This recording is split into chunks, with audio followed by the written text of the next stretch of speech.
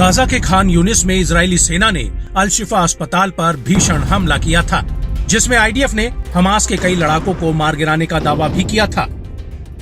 लेकिन अल शिफा पर हमले में हमास के लड़ाके भी इजरायली सेना को मुंह तोड़ जवाब दे रहे हैं।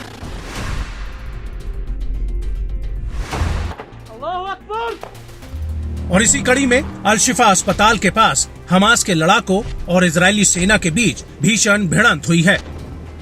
दरअसल हमास की सैन्य शाखा अल कासिम ब्रिगेड के लड़ाकों ने आईडीएफ के मेरकावा टैंक पर Yasin 105 anti tank RPG rocket से हमला किया है।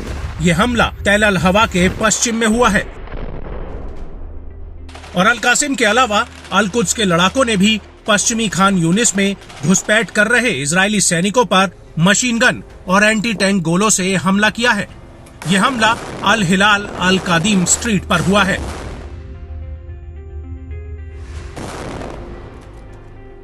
इसके अलावा अल शिफा अस्पताल के पश्चिम में अल अराइशा में इजरायली टैंक के ऊपर एक आरपीजी गोला भी दागा गया। अल कुद्स का कहना है कि उसने यहां पर इजरायली सेना के जमावड़े पर 60 mm मोर्टार गोलों से हमला किया है।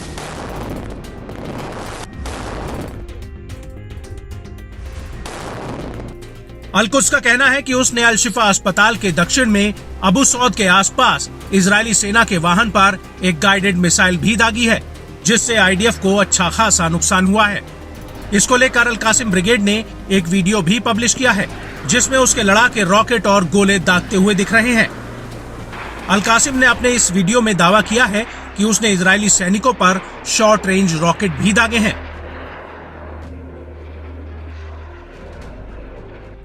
आपको बता दें कि अल कासिम ब्रिगेड का यह भी दावा है कि उसने नहाल और सेटलमेंट कॉम्प्लेक्स में इजरायली सेना के लॉजिस्टिक्स और सिक्योरिटी फैसिलिटी पर हमला किया है और हमास के इन हमलों को देखते हुए अब इजरायली सेना के गाजा में ऑपरेशन पर कई सवाल उठ रहे हैं।